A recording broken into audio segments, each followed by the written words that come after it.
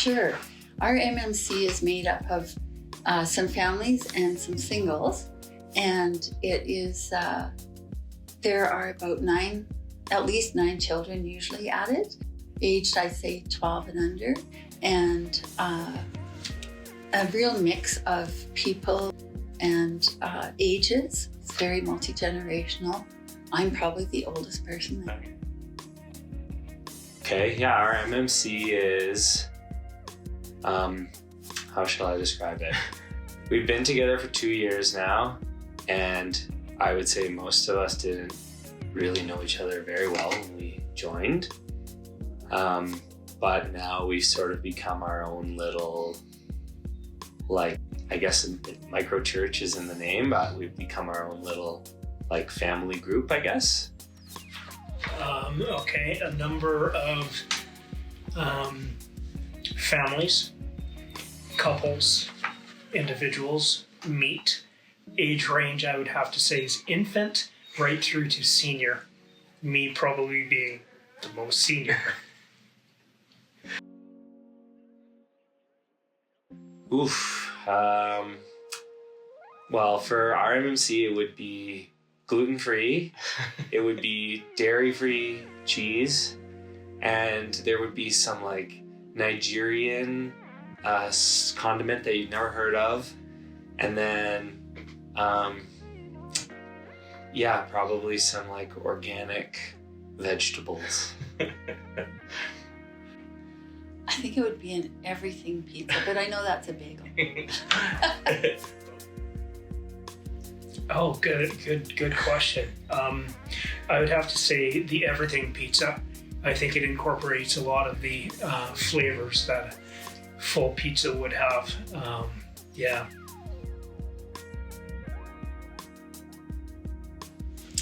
So Keith and I were very drawn to HFL because of the MMCs. We really appreciate that model of gathering together. We have stayed because we love it. We love the people. We love the closeness. We love the realness of everyone. Yeah, when you meet over a meal regularly with families, with children, with people, you can't run and hide in a back pew. Yeah, we were excited about the idea of an MMC because we like the idea of having accountability in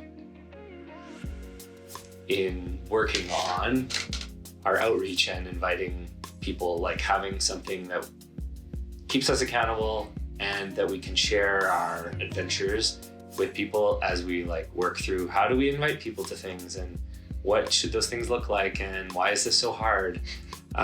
So we really wanted a place where we could be seen in that journey. And also, I think we both like the idea that in an MMC, you can plan things that you can invite people to that's not church. I think we stayed because, first of all, we're committed to this for the like medium long term. Like we both believe firmly that you don't develop good community overnight. And there's been a lot of like awkward stages and growing pains. And if we'd left at the first sign of things being hard, like we would have been gone already. So we're stayed because we're committed to what we signed up for in the beginning, and also because I think we've seen some start of some good results, and we feel like it's starting to deliver on the promise that we signed up for initially, and we're excited to see what happens next. Yeah, throughout my life anyway, I've been involved in a lot of small groups. I found that it's a place where I've been fed from Christian values, supported. There has been, the foundation of a lot of the things that I've learned over the years have come from a small group setting. I think that the MMC group that I'm in right now fosters a lot of that, and that was kind of the drawing card. I have something to give. I don't always know what it is, but I know that I have something to give. I come away feeling that I've been nurtured in certain ways, and it isn't something that is, oh, today I got this. Yeah. That isn't how it's always worked for me. It's in reflection, sometimes a month down the road. The staying portion of it has been mostly because you do see some of those answered prayers. It's a family, and it fosters that as well. Mm-hmm. This has been one of the groups that I found there's an accountability, but it isn't like regimented accountability.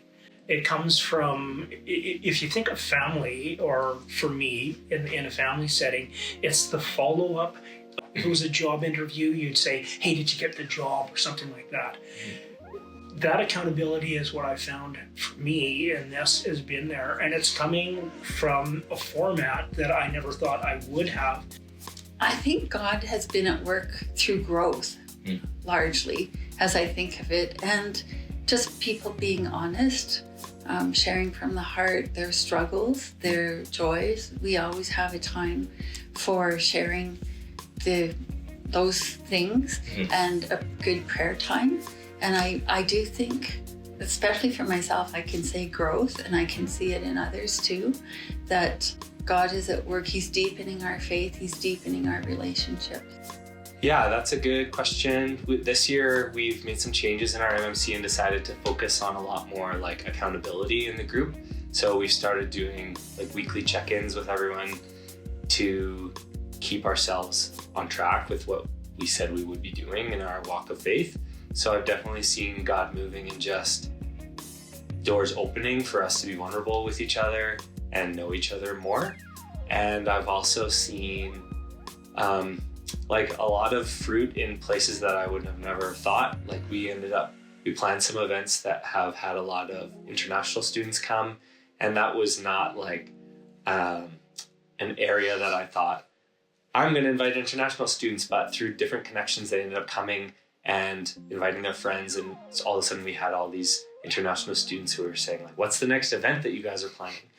Like more people have come to our MMC events than I ever would have thought. And probably I've seen more like unchurched people come and be with our Christian group than I've ever seen personally come to like a church, like a big Sunday gathering in my whole time at Hope for Life. So it's been like fruitful and like the signs of more fruit to come. Yeah.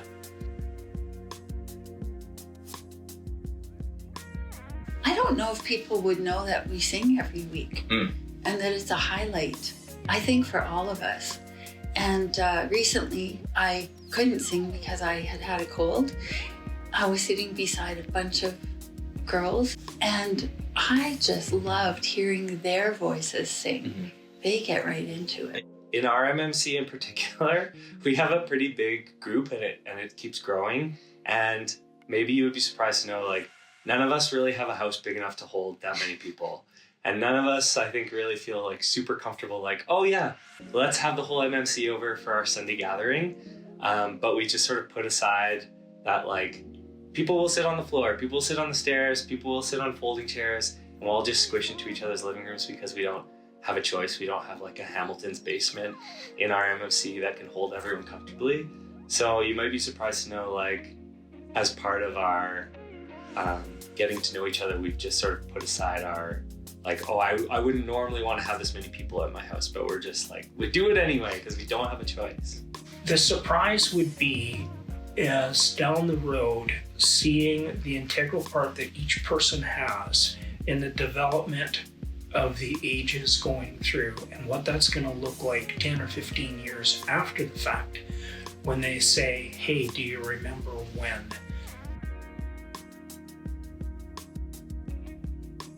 That it is bigger than who I am. It's bigger than what I get out of it. Because when that spills over from my life into the lives of others, that there to me would be an area of growth.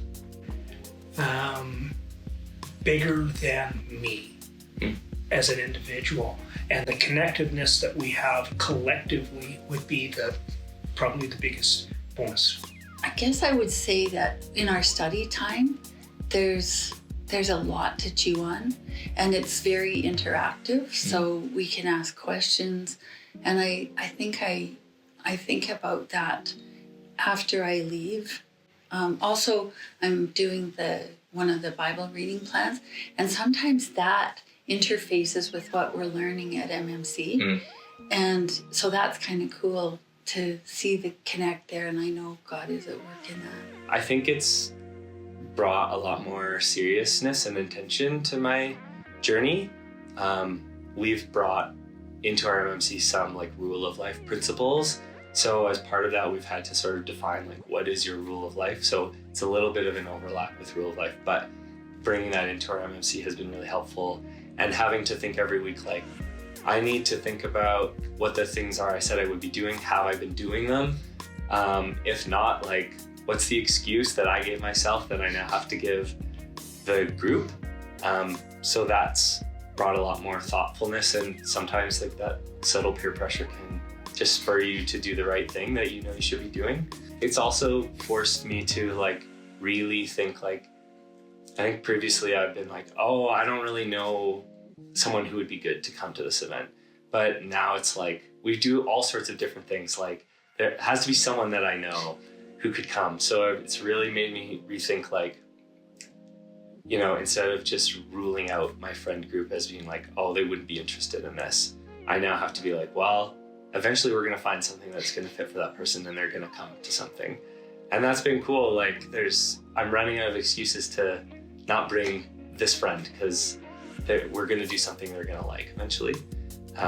So yeah, it's definitely pushed me, for better or for worse. It's hard you can't really hide in a group like that. Like, people will eventually want to know what's going on with you. So that's like the beauty and the challenge of small community.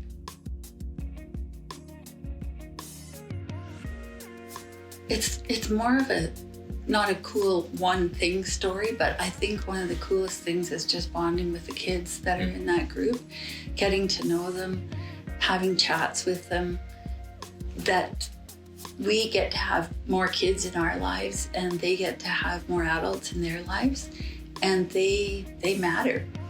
And to be caring about them and watching them grow up even already. I think the coolest story, I sort of alluded to it earlier, was Shelby and I, because we came from this outdoor MMC, wanted to plan another version of an event that we had done previously, which is where we get people together and teach them how to cross-country ski, because it's a little bit daunting. So we had arranged like 2 professional instructors, including Bernie, to be there and to teach these newbies how to cross-country ski.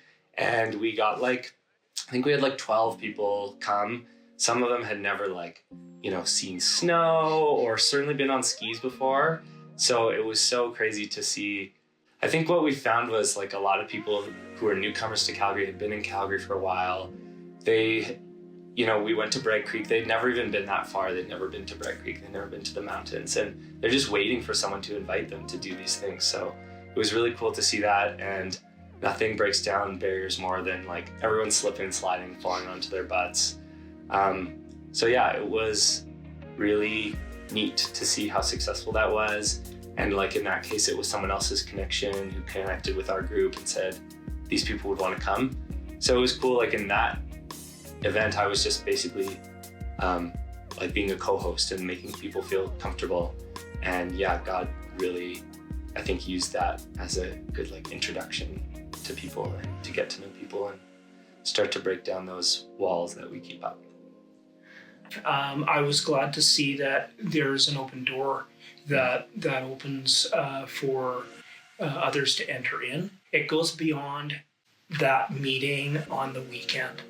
Skating party as everybody, or beach party, or something is an event or something where everybody connects and goes out and inviting event. I would have to say that, again, aside from a Sunday morning gathering, it spills over into social events.